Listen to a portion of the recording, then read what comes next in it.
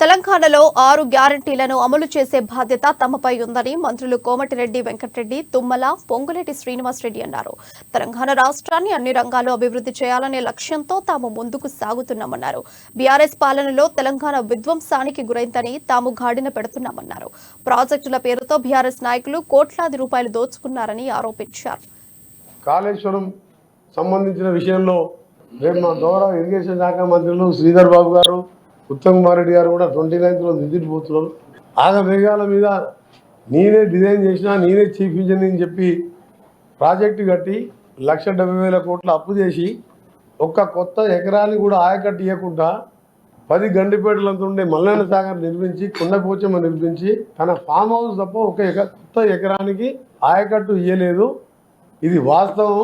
మీరు దాని మీద వాళ్ళు ఎన్ని చెప్పినా మీరు పత్రికా విలేకరులు, మేధావులు, సీనియర్స్ మీరు పోయి ఒకసారి చూసుకోవచ్చు. నిన్న మననే 6 నెలల ముందు నిజాం సాగర్ కూడా నింపుతానికి లిఫ్ట్కు టెండర్లు పిలిచింది తప్ప 400 ఎకరాల ఫామ్ హౌస్ తప్ప ఎక్కడ కాలువలు తీయలే. అది వాస్తవమైన మాట. దాంతోపాటు మేము మొదలుపెట్టిన మహబూబ్నగర్ పాలమూరు ప్రాజెక్టులు కానివ్వండి, ఎస్ఎల్బిసి టన్నల్ స్కీమ్ కానివ్వండి, ఏఎంఆర్పి ప్రాజెక్టు, కలవకుర్తి, నెట్టెంపాడు, భీమా, అవన్నీ కూడా దాని తర్వాత మొదలైన కాళేశ్వరం పూర్తయింది తప్ప అది పూర్తి కాలే. అది ఎక్కడ 30-40% పూర్తి కాలే. వాటర్ సోర్సెస్ లేదు. ఉదాహరణకు నల్గొండలో డిండి రిజర్వాయర్ నిర్మిస్తాం, దాని సోర్స్ ఇప్పటికీ ఫైనల్ చేయలే. రిజర్వాయర్ అయినాయి, రైతుల భూములు తీసుకున్నాం. ఆ రోజుల్లో మేము రాజశేఖర రెడ్డి గారు కాంగ్రెస్ ప్రభుత్వం ఉన్నప్పుడు నాగార్జున సార్ కట్టి 70 ఏళ్ళు అయినా చెక్కు చెదరకుండా ఉంటే కెనాల్స్ డ్యామేజ్ అయితే కూడా రాజశేఖర రెడ్డి గారు వరల్డ్ బ్యాంక్తో అగ్రిమెంట్ చేసుకొని కెనాల్స్ లైనింగ్తో పాటు స్ట్రక్చర్ని పూర్తి చేసి, అదేవిధంగా కోదాడ టు కొరివి అది కూడా పనులు ప్రారంభించాం. ఇంకా నేషనల్ హైవే పరిధిలో జరుగుతోంది. అది కూడా మీరు దృష్టిలో పెట్టుకొని, రెండవది కొత్తగూడెం నుంచి ఒలిగొండ, అది మీకు కూడా సంబంధించింది. మీరు కూడా శాసనసభలో అడిగారు నేనున్నప్పుడు. అది కూడా శాంక్షన్ చేసుకున్నాం. అది హైదరాబాద్కి చాలా సులువైనటువంటి మార్గం. దాన్ని కూడా పూర్తి చేసే బాధ్యత మీరు తీసుకోవాలని. ఇంకా 1-2 ఆ రోజు పంపించాం, కానీ Jaggayyapeta to via Tallada to Kothagudem, అదేవిధంగా కొత్తగూడెం టు రాజమండ్రి ఇంకొకటి శాంక్షన్ అయింది. అది అలైన్మెంట్ పోలవరం వల్ల కొద్దిగా చేంజ్ ఉంది. అవి 2 చూసుకుంటే ఖమ్మం జిల్లా సెంటీమీటర్ జాతీయ రహదారి లేని జిల్లా. 4 పక్కల నుంచి ఖమ్మం జిల్లాకి, కొత్తగూడెం పట్టణానికి, ముఖ్యంగా భద్రాద్రి పుణ్యక్షేత్రానికి రోడ్లు కావాలనే నా కోరిక నెరవేరుతుంది. కాబట్టి సీనియర్ మంత్రిగా మీరు ఖమ్మం జిల్లా ఇన్ఛార్జి మంత్రిగా, R&B మంత్రిగా వాటిని పూర్తి చేయాలని, అదేవిధంగా ఇరిగేషన్ పట్ల మీకున్నటువంటి తపన నాకు తెలుసు.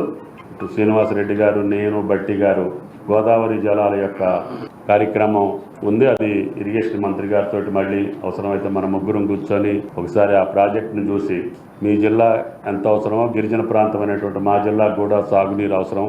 ఈ సంవత్సరం సాగర్ లేదు, దాన్ని సాగర్ కూడా కనెక్ట్ చేసి పెట్టాం. అది వస్తే పాలేరు నుంచి మీకు కూడా కొంతవరకు నల్గొండ కూడా పంపించే మార్గం గోదావరి జలాలతోటి లింక్ చేసి ఉంది.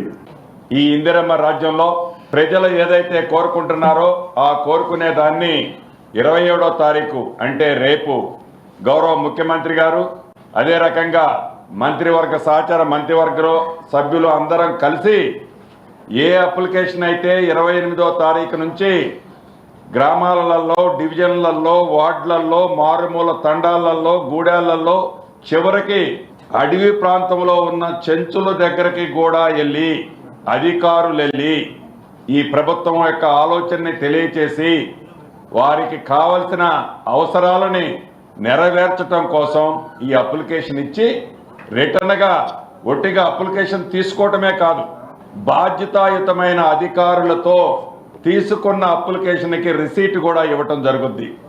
జనరల్గా పోలీస్ స్టేషన్లో కంప్లైంట్ ఇస్తే కంప్లైంట్ తీసుకున్న పోలీస్ ఆఫీసరు ఒక రసీదు ఇస్తాడు, ఎందుకంటే నేను బాధ్యతాయుతంగా ఈ కంప్లైంట్ తీసుకున్నాను అని.